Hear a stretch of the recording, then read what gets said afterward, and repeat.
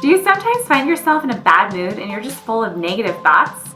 Maybe you've wondered, why am I thinking so negatively? Where is this coming from? Do I really think that about myself? This can be a really big problem. Negative thinking keeps us from being productive and doing the things we want to do. In this video, I'll talk about the voices in your head, where the negative thoughts come from, and how you can choose to stop thinking negative thoughts. I am Maria Elmer. I'm a Christian, I'm a mother, and I'm a mentor from myfriendsmikeandmaria.com, where we teach the practical side of living a faith-filled life. Hit the subscribe button and click the bell to be informed as we upload new videos.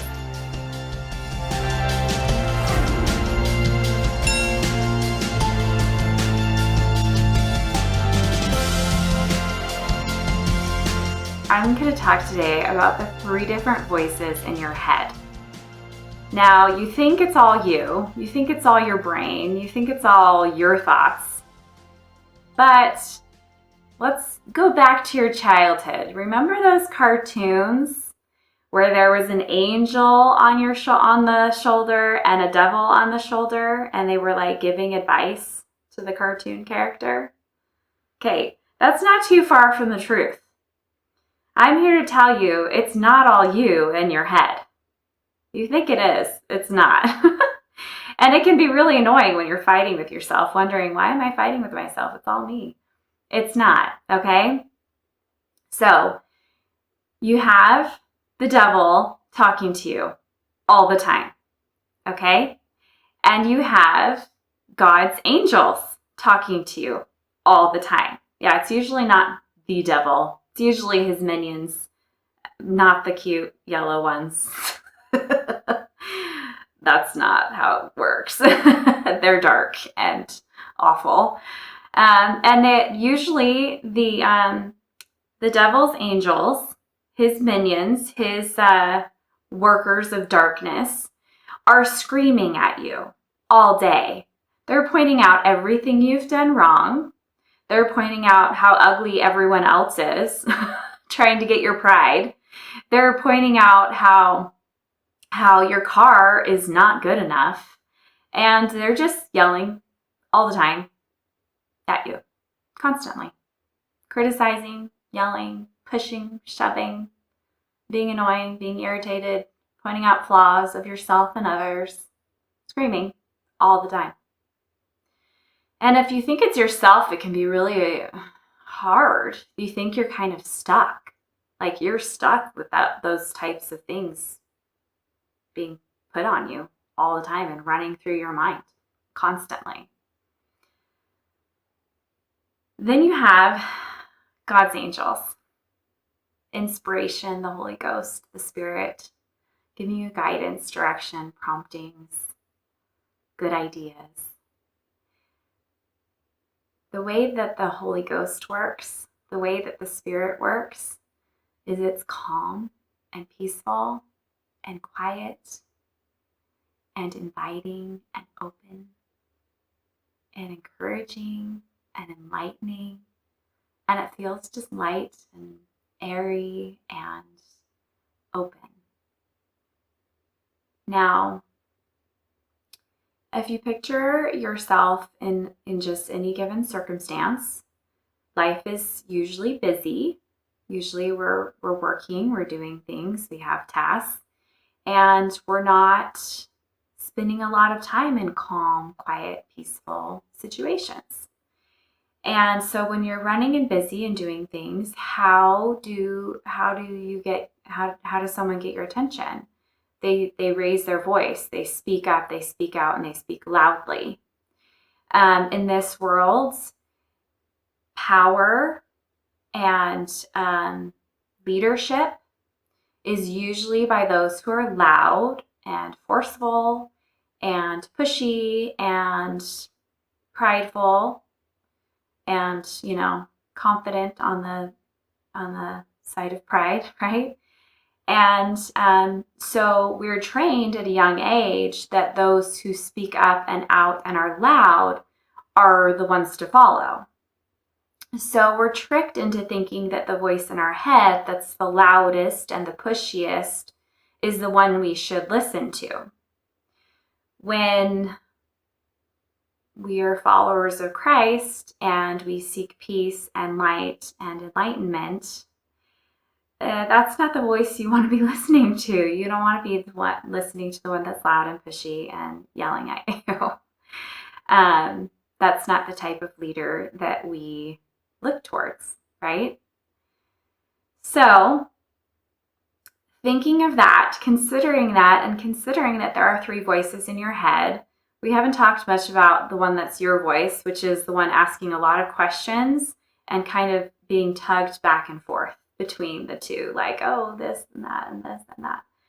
Okay, so one of the ways that I have learned to identify the 2 voices so I can choose consciously which voice I'm listening to is by doing a notebook method. So the notebook method is when you get 2 notebooks, you get a black notebook and you get a colored notebook. The black notebook is plain and black. And the color notebook is something that just speaks to your soul. It's your favorite color, or it has something that you like on it, like a puppy or flowers or geometric shapes or a garden. I don't know, whatever speaks to you. You're like, yeah, I like that notebook. I like the cover of that notebook. And then you take 2 minutes each day for each notebook.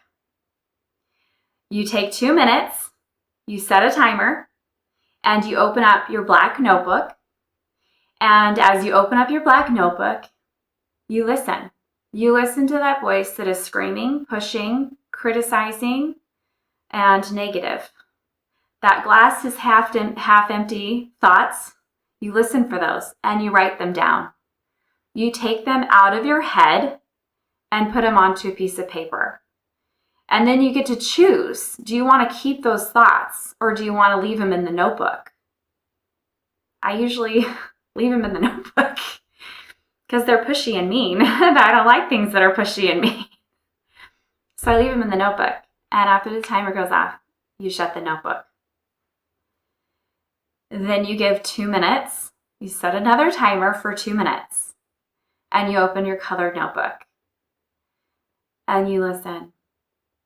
Now that you've quieted that yelling voice, you listen to the quiet, soft, still voice. And you ask God what messages He has for you.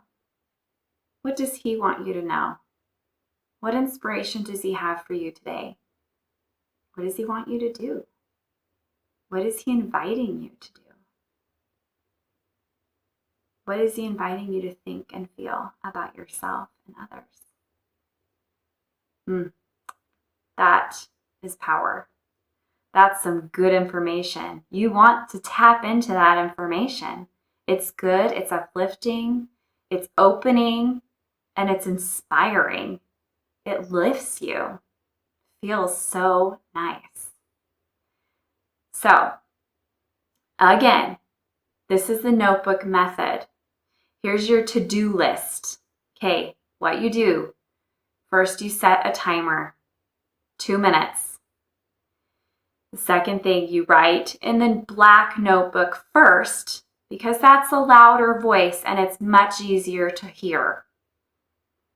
So you write in the black notebook first for 2 minutes.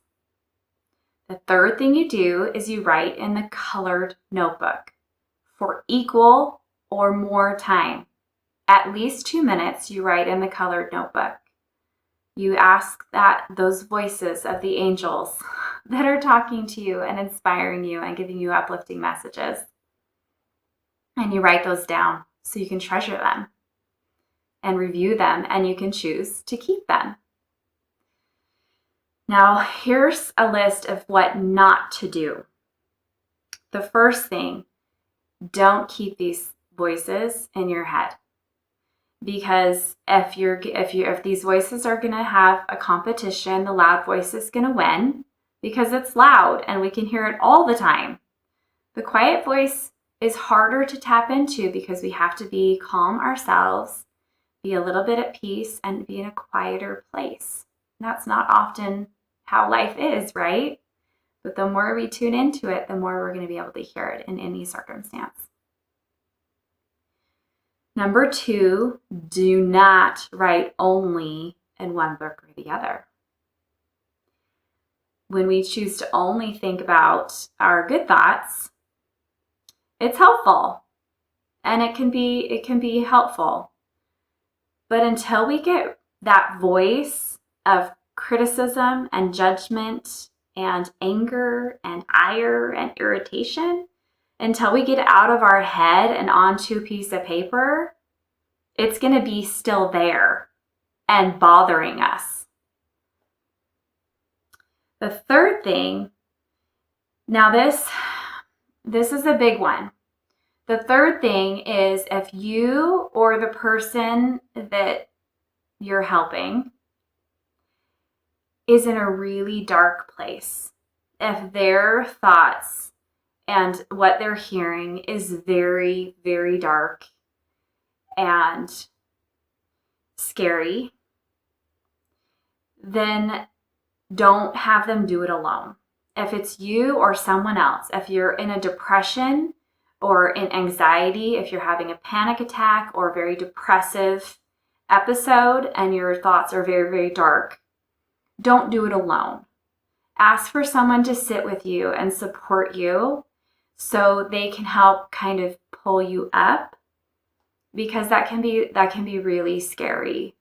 I know when I struggled with depression really, really bad, I couldn't write in these notebooks alone because it was I was afraid. I was afraid of the thoughts I was having. And what I got tricked into thinking is that those thoughts were mine. They weren't mine. I didn't choose them and I didn't want to keep them, but I didn't know how. I didn't know how to get rid of them. This method has been very, very helpful to me and my family and those that I've shared it with. So that's number 3. Don't do it alone. If they're too dark or scary, have someone sit with you and help you through. Okay. Are you ready for this?